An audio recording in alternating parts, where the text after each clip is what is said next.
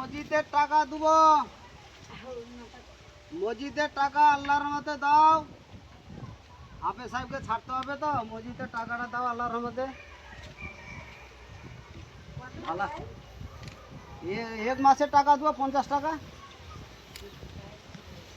কেন না আমাকে আজ কইতে আমি মসজিদ নু আইলি এক মাসের 50 টাকা আমাকে আইসে মনে এটি এ ঘরে যখন আইসি আল্লাহর রহমতে পয়সাটা দিয়ে দেয় মসজিদের টাকা।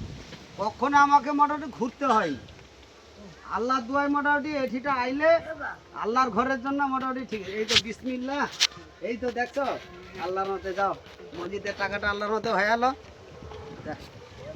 হ্যাঁ না আর শুনবো নি, মসজিদের টাকাগুলো তুলিলাই। আচ্ছা ও পরে কথা কইব, মসজিদের টাকাগুলো এখন তুললেই আল্লাহর মতে।